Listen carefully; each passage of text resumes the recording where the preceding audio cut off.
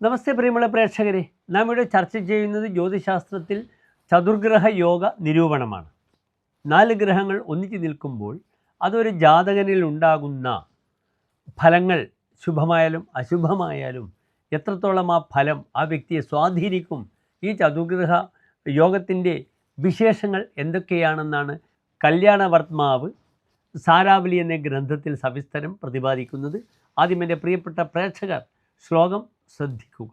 ധനവാൻ വനിതാ നിന്ദ്യ തേജസ്വി നീതിമാൻ വിഗതശോക കർമ്മസമർത്ഥോ നിപുണ ശശികുജ ഗുരു ഭാസ്കരൈ സഹിത. ഇവിടെ ചതുർഗ്രഹ യോഗത്തിൽ വരുന്ന ഗ്രഹങ്ങൾ ശശി ചന്ദ്രൻ, കുജൻ ചൊവ്വ, ഗുരു വ്യാഴം, ഭാസ്കര സൂര്യൻ. ഈ 4 ഗ്രഹങ്ങളാൽ സഹിതേഹി സഹ യോഗേഹി ജാതഃ നരഹ. ഈ 4 ഗ്രഹങ്ങൾ ഒന്നിച്ചു കൂടിയാൽ ലഭിക്കുന്ന യോഗത്താൽ ലഭിക്കുന്ന നരൻ, മനുഷ്യൻ ആരാകുന്നു? അദ്ദേഹം ധനവാൻ ഭവതി. അദ്ദേഹം ആരാകുന്നു? ധനികനാകുന്നു. ധനമസ്യ അസ്തി ഇതി ധനവാൻ. അയാൾ ധനികനാണ്, സാമ്പത്തികമായി നല്ല കഴിവുള്ള വ്യക്തിയായി മാറുന്നു. പിന്നീട് അദ്ദേഹം ആരാകുന്നു?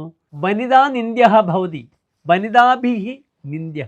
സ്ത്രീകളാൽ നിന്ദ്യനായി കഴിയുന്നു, സ്ത്രീകളാൽ അപമാനിതനായി കഴിയപ്പെടുന്നു. സ്ത്രീകൾ ഇദ്ദേഹത്തിന് വെറുക്കുന്നു എന്നർത്ഥം.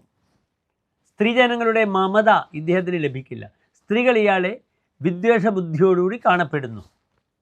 അതാണ് ഈ ശ്ലോകത്തിൻ്റെ ഈ വാക്കിൻ്റെ അർത്ഥം. വനിതാ നിന്ദ്യ എന്ന വാക്കിൻ്റെ വാച്യാർത്ഥം. അദ്ദേഹം തേജസ്വിയായി ഭവിക്കുന്നു. തേജസ്വി, തേജഹസ്യ അസ്ഥിതി തേജസ്വി. അയാൾ തേജസ്വിയായിട്ട് ഭവിക്കുന്നു, നല്ല തേജസ് ഉണ്ടാകുന്നു, കാന്തിമാനായി ഭവിക്കുന്നു. പിന്നീട് അദ്ദേഹം നീതിമാൻ ഭവതി. അയാൾ നീതിയുക്തനായ പുരുഷനാകുന്നു.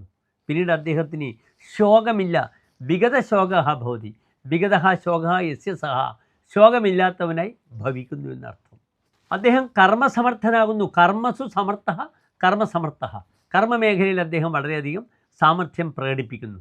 ഒരു നല്ല യോഗമാണിത്. സ്ത്രീകൾ തന്നെ വിദ്വേഷത്തോടുകൂടി കാണുന്നു എന്നൊരു ദോഷം ഒഴിച്ചാൽ ബാക്കി എല്ലാ കാര്യത്തിലും ഈ ചതുർഗ്രഹ യോഗം, സൂര്യൻ, ചന്ദ്രൻ, ചൊവ്വ, വ്യാഴം അത്യന്തം ഫലത്തെ പ്രദാനം ചെയ്യപ്പെടുന്നു.